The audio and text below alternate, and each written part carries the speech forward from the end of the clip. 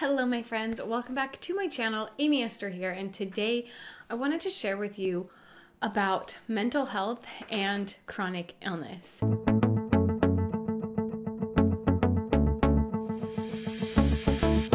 We talk a lot here on my channel about physical health, about chronic fatigue and physical pain and all of those symptoms that we experience when we live with chronic illness, but something that is a huge part of my life as well as many of yours is the mental side of things. We still have to deal with our mental health, and I really think that it is so common to struggle with mental health, struggle with depression, anxiety, and other mental health disorders and issues when you live with a chronic illness or multiple chronic illnesses, as some of us do.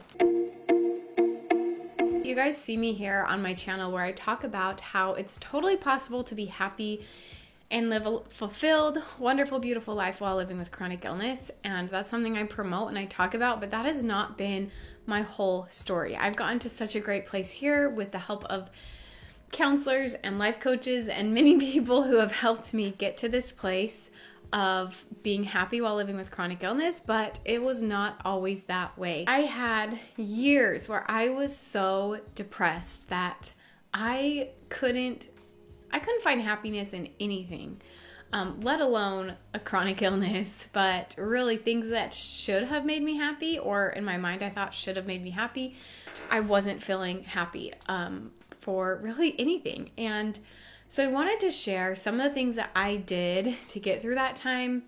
And maybe in another video I'll share my whole story, but I have dealt with depression, anxiety, and I've had some panic attacks throughout this chronic illness time. I also have night terrors, so my mental health, I still get all of those things. They're definitely not as bad as they used to be. Maybe the night terrors are still pretty bad, but everything else, I've definitely got to a much better place, but I still have to work on them constantly in order to keep myself healthy. So I wanted to first talk about some of the reasons why we with chronic illness often suffer from mental illness as well. One is, of course, physical. It's a physical symptom. It could be a hormone imbalance. I definitely have issues with depression when it comes to my hormones. So if you have a chronic illness that does mess with your hormones, I definitely think that that can affect your mental health, as well as just it's a physical symptom of something else going on. Maybe your gut health is messed up. It's pretty well known now that there's a gut-brain connection, and that if your gut is out of whack, your brain is probably out of whack as well. And so that can be a cause of your mental illness, as well as just that you're in pain all the time. Feeling pain all the time can definitely affect your mental health, or fatigue or whatever symptoms you're feeling. Feeling symptoms all the time can create mental problems for you because you're trying to constantly deal with this physical pain. Other things that might be happening is you just feel really alone. You feel like no one understands you. That's actually the reason I started this channel in the first place, is to, one, meet you guys that are also can understand me, even if we don't have the exact same symptoms. However, when you're going your day to day and you're just talking to the people who, your friends and family who you surround with, who don't live with chronic illness, they might not understand, and that might make you feel bad internally. You also may feel like you can't do what you want to or what you used to be able to do. You might see other people who are doing more, who are traveling more, who are more active than you, and it can be hard to just sit back, or maybe you have to say no to a lot of things. Maybe you have to cancel last minute, and all of that can also make it hard for you mentally. So those are many reasons why you might be suffering from mental illness, or just your mental health is not where you want it to be. There also could be many other reasons as well. That, of course, is not the full list. Those are just to give you some ideas. Now, sometimes I definitely think that you're depressed because you're depressed and there's no reason why, and you just can't seem to find a reason for anything. I definitely have been there as well. So my doctor is calling. Surprise.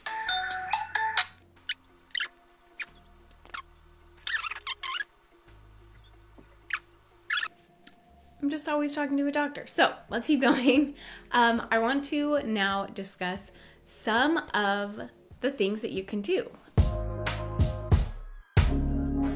Something that really has helped me is talking to someone. I found that talking to a professional, someone who's outside of the situation, helps so much. I want to share with you about a company called BetterHelp, and it's an online counseling service. So one of the hardest things for me about counseling was it was really expensive. So that's one thing I really love about BetterHelp is it is affordable. It's much more affordable than some of the other counseling services that are out in the world. This video is sponsored by BetterHelp. If you use the affiliate link in my description of this video, you'll receive 10% off your first month of counseling, and you will receive a licensed therapist who is certified by their state board to provide therapy and counseling just for you. It's also online, and especially this year, I'm filming this in 2020, where craziness has hit our world and nobody really wants to be out and about. And so having an online service is so helpful because you can stay at home. And even better, if you're feeling physically ill and you don't want to get out of bed, you don't have to. You can talk to your counselor right there on an electronic device, and they can be with you at any time in any place, which is super convenient. So I will leave their information down below. For me, I could not have gotten through the hardest time in my life where I was extremely depressed and physically ill without having a professional to talk to. Another place that you can go if you want to talk to other people would be to find a tribe, a community. We have our tribe here on YouTube where we hang out, but if you need someone who is going through pretty much exactly what you're going through, I recommend going to Facebook. So go to Facebook, find a group that has something to do with your chronic illness. So for example, I'll go type in PCOS support group or fibromyalgia support group, and I will find groups of people that understand what I'm going through. Or start your own. I'm sure there's multiple people out there who are suffering from similar things to you who want to be a part of that group. So start your own, or just go type into Facebook, see if you can find a group. I'm in many of them on Facebook, so if you want some recommendations, let me know in the comments below and I'll tell you some of the groups that I am in, but that has been extremely helpful. The next one is to actually get off social media. Now that sounds kind of funny because I just told you to go to Facebook, but I'm saying get off social media. So if you've watched my recent videos, I actually got rid of my smartphone, and it has made my mental health so much better. So I would recommend getting rid of your smartphone, but if that's too big of a jump for you, I totally understand. I would recommend at least doing periodic social media fasts, or getting rid of social media altogether, or just getting rid of it on your phone and only using it on the computer. So I still have a Facebook account and an Instagram account, but I don't get on them very often anymore unless I want to go search something. Maybe I want to search one of my groups on Facebook and ask a question. Maybe I'm having a certain symptom that I want to know if anyone else has experienced it. So I'll head over to my Facebook groups and ask them. But I try not to have my social media in a place that's easily accessible, because it's so accessible that anytime we have a spare minute, we think we have to be on it. And most of social media, at least in my case, for me and many people that I've talked to, it is doing more harm to our mental health than good. And so even though I wouldn't say that all social media is bad, and I definitely still think that there are some good things about it, I would recommend getting yourself as far away from the toxic side of social media as possible. The next thing is to get yourself a support animal. Now, if you are physically ill and you can't take care of an animal, or you don't think you can, my recommendation would be a cat, because a cat basically takes care of themselves. You just have to feed it and change the litter box every once in a while. So put the litter box in your garage if you have one. We don't, so it's kind of annoying. We have to change it every single day, but it's totally worth it because our cat, I mean, we have a pretty good snuggly cat, and I know there's some not very nice cats out there. So get yourself a nice snuggly cat, but having that support, and especially when I've been home alone, or even if it's just me and my kids, it's nice to just have an animal there. It just, for some reason, there's something about an animal that makes you feel more protected. I know my cat can't really do anything to any intruders, but we also have a dog. I'm lucky enough to have a husband who is very helpful with the dog, because there are some things about having a dog that are a little bit harder if you don't have a lot of energy. So if you don't have someone to help you, I'd suggest sticking with maybe a cat or if you want to go even more, a fish. I don't know how supportive a fish would be, but I think that having some kind of a support animal can be really helpful to your mental health. Something about animals, they know when you're sad, they know when you don't feel good, and they're there to help you. This next one might sound kind of silly, but it really does help. So if you are struggling with your mental health, you need to take time to get ready. Now, that sounds silly. So if you are a man, or maybe you are a woman who doesn't like to wear makeup, then that's totally fine. Just take care of yourself. Wash your face. This is going to sound super weird, but I recently started giving myself pedicures, and for some reason it's helped my mental health so much. I think it has to do with just taking more time for me, especially because I am a mom. I have a newborn and a toddler. So not only do I have a lot of physical health issues, but I also have little tiny humans that I need to take care of as well. And taking care of myself with the small things, giving myself pedicures, washing my face every night, and doing those small things makes me feel so much better. I personally like to do my hair and put makeup on. It makes me feel more beautiful. It makes me feel better.